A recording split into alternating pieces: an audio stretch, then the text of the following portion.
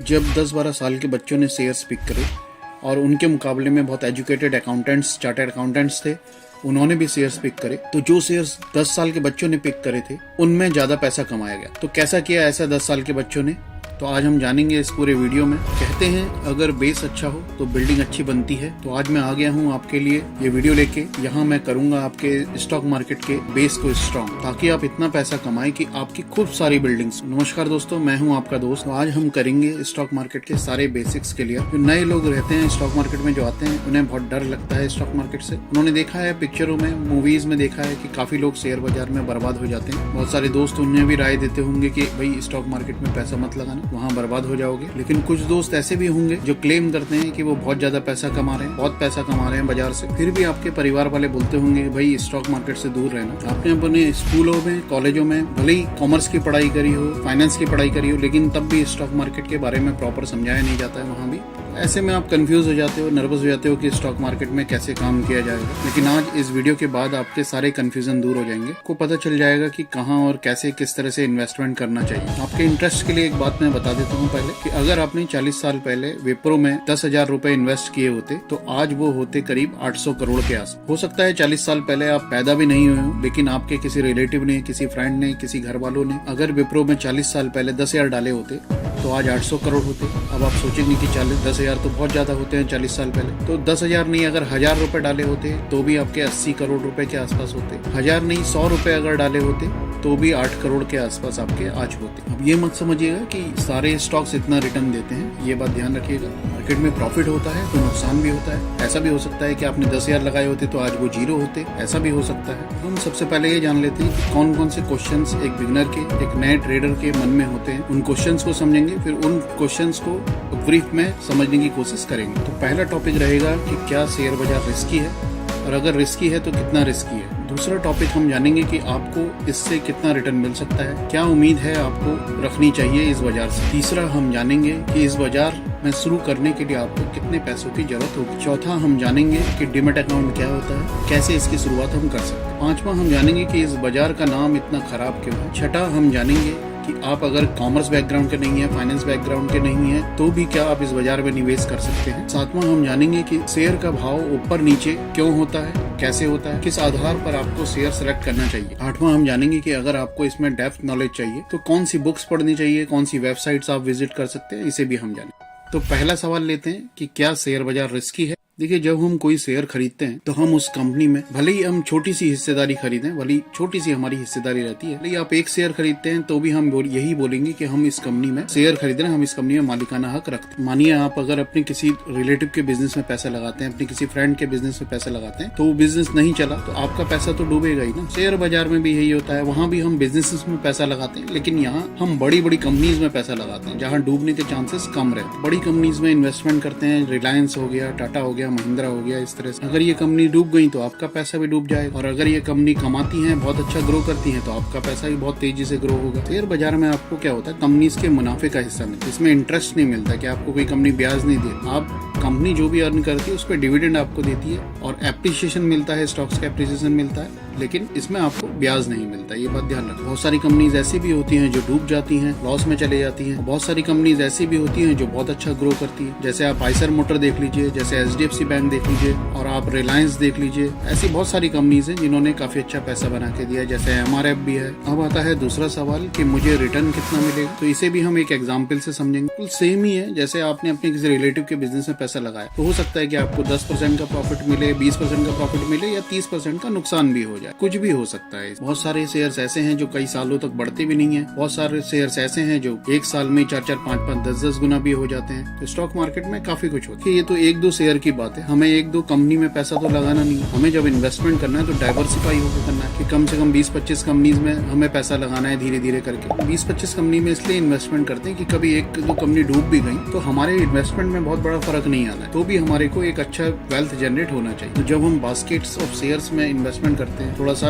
अलग अलग कंपनीज में इन्वेस्टमेंट करते हैं, तो हम ये समझ सकते हैं कि पूरे बंच में, पूरी जो शेयर्स हमने इन्वेस्टमेंट करा है, अपना जो पोर्टफोलियो हमने क्रिएट करा है, उसमें लॉन्ग टर्म व्यू लेते हैं तो 15 से 20% के आसपास रिटर्न हमारा एक अप्रोक्स जनरेट हो जाता है। इंडिया के अंदर तो इतना रिटर्न जनरेट हो ही जाता है 15 से 20% के आसपास। इसका मतलब ये हो गया कि ये FD से जो रिटर्न है वो 3 गुना ज्यादा है, और गोल्ड और रियल एस्टेट से देखते हैं तो डबल के आसपास रिटर्न बैठता है। तो स्टॉक मार्केट का जो रिटर्न जो है वो गोल्ड और रियल एस्टेट से डबल के आसपास बैठता है, एफडी से 3 गुना ज्यादा बैठता है। लेकिन इसमें इन्वेस्टमेंट हमें लॉन्ग टर्म के लिए करना होता है, ये बात ध्यान रखना। हमने इंट्राडे नहीं करना है, शॉर्ट टर्म इन्वेस्टमेंट नहीं करना, थोड़ा लंबा नजरिया रख के काम करते हैं तो ज्यादा अच्छा। और तीसरा सवाल जो है हमारा वो है, इस बाजार में शुरू करने के लिए आपको कितने पैसों की जरूरत होगी। पैसा लगाने से ज्यादा जरूरी होता है स्टॉक मार्केट में कि आप कौन सी कंपनीज में इन्वेस्टमेंट कर रहे हैं, किन कंपनीज में इन्वेस्टमेंट कर रहे हैं, ये ज्यादा जरूरी। कितना इन्वेस्टमेंट कर रहे हैं इससे ज्यादा जरूरी होता है कि आप किन कंपनीज में इन्वेस्टमेंट कर रहे हैं। एक एग्जांपल से मैं समझाना चाहूंगा आपको कि अगर हम 1000 रुपए से शुरू करते हैं, हर महीने हमने 1000 रुपए इन्वेस्टमेंट कर रहे हैं पूरे 1 साल तक, तो हमारा कितना 12,000 इन्वेस्टमेंट होना है। और नेक्स्ट ईयर से हम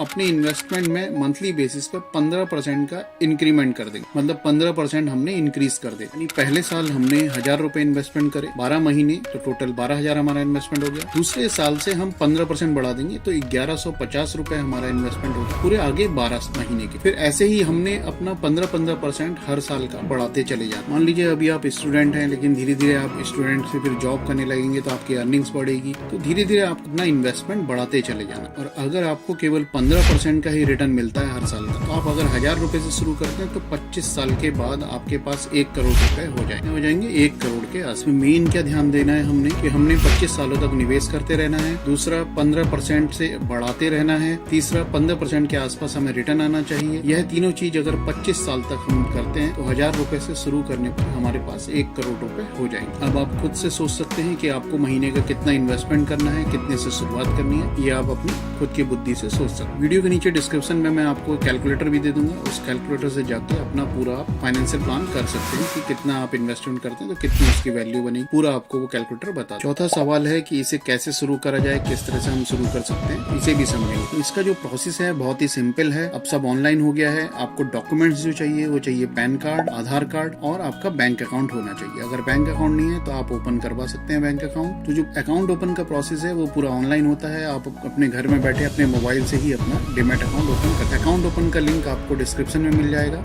वहाँ पर डिस्काउंट ब्रोकर का लिंक मिलेगा कि आपको वहाँ पर खर्चे एक्सपेंसेस ज्यादा ना देने पड़े। आपका जो अकाउंट है 2 से 3 दिन में अकाउंट ओपन हो जाता है और अकाउंट ओपन होने के बाद आप अपने इन्वेस्टमेंट स्टार्ट कर सकते। ब्रोकर का लिंक आपको डिस्क्रिप्शन में मिलेगा, वो ब्रोकर आपको बिल्कुल ना के बराबर ब्रोकरेज लेते हैं, मतलब अगर आप इन्वेस्टमेंट करते हैं तो 0 ही ब्रोकरेज है उनका, कोई चार्ज नहीं लेते इन्वेस्टमेंट। तो आपको थोड़े गवर्नमेंट टैक्सेस देने पड़ते हैं, जीएसटी वीएसटी जो रहता है वही तब नॉर्मल रहते हैं, वो बहुत ही माइन्यूट से बहुत मिनिमम से आपके एक्सपेंसेस रहते हैं। तो 5वां सवाल हमारा रहता है कि अगर शेयर बाजार सब कुछ इतना अच्छा है शेयर बाजार में, तो फिर इसका नाम इतना खराब क्यों है, क्यों इसका नाम इतना खराब, लोग इससे डरते क्यों? देखिए इसमें सबसे मेन क्या है, माइंडसेट का प्रॉब्लम है। स्टॉक मार्केट में सबसे बड़ा प्रॉब्लम माइंडसेट का रहता है। देखिए जब हम गोल्ड खरीदते हैं तो हम सोचते हैं कि हम आज खरीद के कल बेच देंगे गोल्ड, या फिर हम कोई प्रॉपर्टी खरीदते हैं तो आज खरीद के कल बेच देंगे हम प्रॉपर्टी। बिल्कुल भी ऐसा नहीं सोचते। हम प्रॉपर्टी खरीदते हैं या गोल्ड खरीदते हैं तो उसे लॉन्ग टर्म के लिए खरीदते हैं। गोल्ड तो ऐसा होता है कि हमने खरीदा तो हमारे बच्चे लोग बच्चों के पास जाता है। प्रॉपर्टी भी ऐसी होती है कि हमने खरीदा तो 10-10, 15-15, 20-20 साल तक हम बेचते नहीं है, ये सही है। तो अगर हमने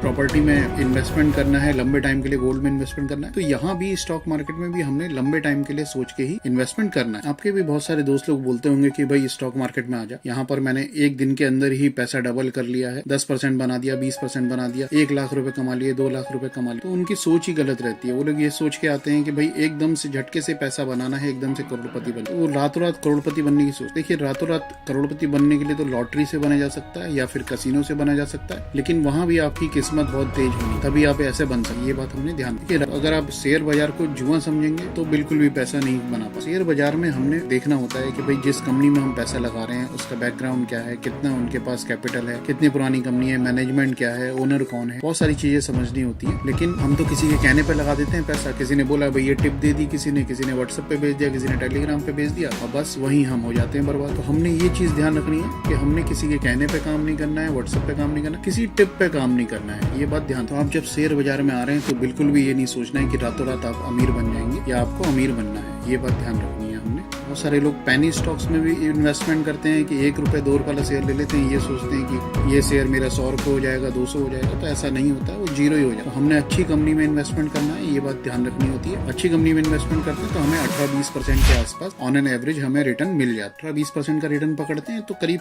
4 साल में हमारा पैसा डबल होता है। कितना? 4 साल में हमारा पैसा डबल होता है। लेकिन अगर बैंक में एफडी करते हैं तो कितना? हमारे को 11 साल लग जाते हैं पैसा डबल होते हैं। मानिए आपने पढ़ी है इंजीनियरिंग, आपने पढ़ी है साइंस, तो भी क्या आप स्टॉक मार्केट में इन्वेस्टमेंट कर सकते हैं? आपने कॉमर्स की जानकारी नहीं है, आपको फाइनेंस की जानकारी नहीं है, तो भी क्या आप इन्वेस्टमेंट कर सकते हैं? तो बिल्कुल कर सकते हैं। इसके लिए कोई बहुत ज्यादा नॉलेज की जरूरत नहीं है। मैं एक एग्जाम्पल से समझाने की कोशिश करता हूँ। एक बार क्या हुआ था, अमेरिका में एक सर्वे हुआ था, यूएस में सर्वे हुआ था, जहाँ पर छोटे 10-12 साल के बच्चों को स्टॉक्स पिक करने के लिए बोला गया था कि कुछ स्टॉक्स पिक करके एक पोर्टफोलियो बनाइए, और कुछ बड़े एनालिस्ट अकाउंटेंट्स को बोला गया था कि यहाँ पर आप भी स्टॉक्स पिक करिए। तो जो स्टॉक जो छोटे बच्चों ने पिक करे थे उन्होंने ज्यादा रिटर्न जनरेट किया, इसके अलावा कि जो एनालिस्टों ने पिक करा था उनसे ज्यादा रिटर्न छोटे बच्चों ने जनरेट किया था। तो ये कैसे किया था? तो ये जो बच्चे थे इन्होंने किस तरह की कंपनियां चुनी, जो प्रोडक्ट ये यूज करते थे, जैसे कैडबरी हो गई, डिज्नी हो गई, बाबी हो गई, इस तरह की जो कंपनीज थी जिनके प्रोडक्ट वो यूज करते थे, जिनके वो कंजम्पशन करते थे, उन्हीं स्टॉक्स को उन्होंने पिक करा। तो हमने ये देखना है यहाँ पर, ये समझना है कि किसी भी प्रोडक्ट को, किसी भी कंपनी को उसके कस्टमर से अच्छा कौन जानता है? कस्टमर ही ज्यादा अच्छा जान सकता है। वो नहीं जान सकते जो लंबी लंबी बैलेंस शीट पढ़े,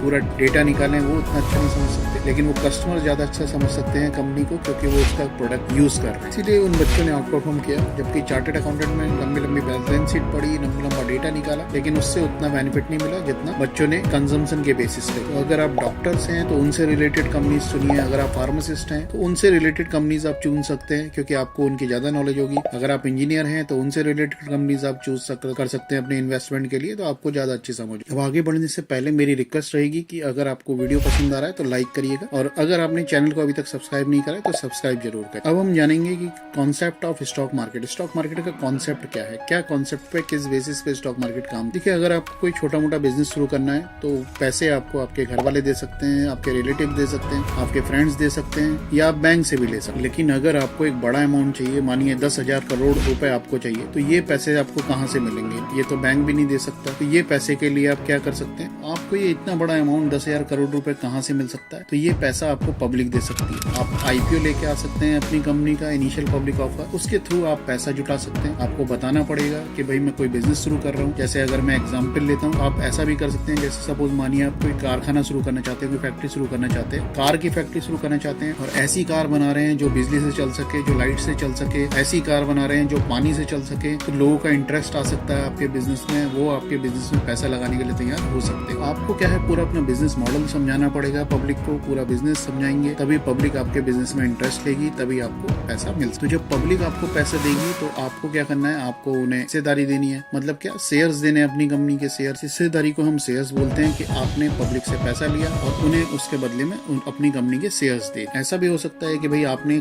शेयर्स खरीदे कंपनी के इनिशियल पब्लिक ऑफर में, और आप ये चाहते हैं कि 2 दिन बाद आपको पैसे की जरूरत पड़ गई, आप बेचना चाहते हैं, तो वो बेचेंगे कैसे? कंपनी को तो बेच नहीं सकते जिनसे पैसे लिए थे, क्योंकि वो तो पैसा लिया ही उन्होंने बिजनेस को ग्रो करने के लिए। आप उन शेयर्स को कहाँ बेच सकते हैं? तो इसके लिए हमारे पास एक बाजार होना चाहिए, पूरा एक मार्केट होना चाहिए, जहां हम शेयर्स की बाइंग और सेलिंग कर सकते। इसी बाजार को हम कहते हैं शेयर बाजार, जहां आप 5,000 कंपनीज में ट्रेडिंग कर सकते हैं, इन्वेस्टमेंट कर सकते हैं। 5,000 कंपनीज के शेयर्स आप कभी भी बाय कर सकते हैं, कभी भी सेल कर सकते हैं। आपको लगता है कि अगर मारुति कंपनी बहुत बढ़िया करने वाली है, बहुत अच्छी सेल होने वाली है, तो आप मारुति ले सकते हैं। और अगर किसी दूसरे को लगता है कि भाई मारुति अच्छा नहीं करने वाली है, टाटा अच्छा करने वाली है, तो वो मारुति के शेयर बेच सकता है अपने, और टाटा के शेयर खरीद सकते हैं। क्योंकि करोड़ों लोग, इंडिया के करोड़ों लोग स्टॉक मार्केट में शेयर्स खरीदते बेचते हैं, पूरा बहुत बड़ा टर्नओवर होता है इंडिया के अंदर। आप जो शेयर्स खरीदोगे बेचोगे, वो अपने प्लेटफॉर्म में, मार्केट प्लेस में जाके अपना ट्रेडिंग कर सकते। आप अपने शेयर्स का बाइंग सेलिंग अपने मोबाइल ऐप के थ्रू कर सकते हो, अपने लैपटॉप के थ्रू, डेस्कटॉप के थ्रू कर सकते हो। मतलब घर में बैठ के अपने शेयर्स का बाइंग सेलिंग कर सकते हो, आपको कहीं जाने की जरूरत नहीं। आप सोचिए जरा कि आप इतना बड़ा डिसीजन ले सकते हैं। आप चाहें तो